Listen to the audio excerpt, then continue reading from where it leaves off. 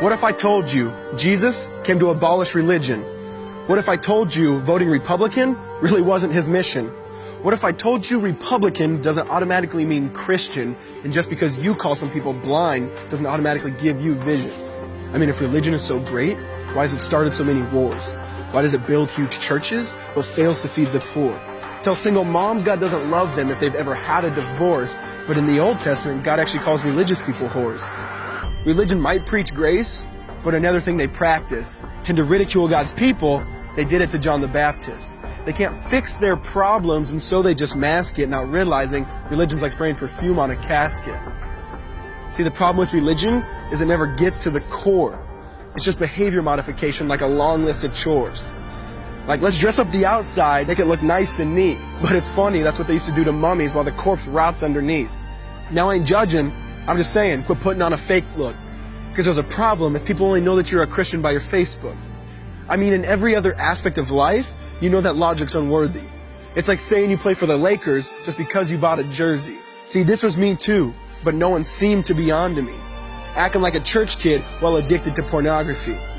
See, on Sunday I'd go to church, but Saturday getting faded, acting if I was simply created to just have sex and get wasted. See, I spent my whole life building this facade of neatness, but now that I know Jesus, I boast in my weakness. Because if grace is water, then the church should be an ocean. It's not a museum for good people, it's a hospital for the broken. Which means I don't have to hide my failure, I don't have to hide my sin. Because it doesn't depend on me, it depends on Him. See, because when I was God's enemy, and certainly not a fan, He looked down and said, I want that man. Which is why Jesus hated religion, and for it He called them fools. Don't you see so much better than just following some rules? Now let me clarify. I love the church, I love the Bible, and yes, I believe in sin. But if Jesus came to your church, would they actually let Him in? See, remember He was called a glutton and a drunkard by religious men. But the Son of God never supports self-righteousness, not now, not then. Now back to the point, one thing is vital to mention. How Jesus and religion are on opposite spectrums. See, one's the work of God, but one's a man-made invention. See, one is the cure, but the other's the infection. See, because religion says do. Jesus says done. Religion says slave. Jesus says son. Religion puts you in bondage, while Jesus sets you free. Religion makes you blind, but Jesus makes you see. And that's why religion and Jesus are two different clans. Religion is man searching for God. Christianity is God searching for man. Which is why salvation is freely mine, and forgiveness is my own.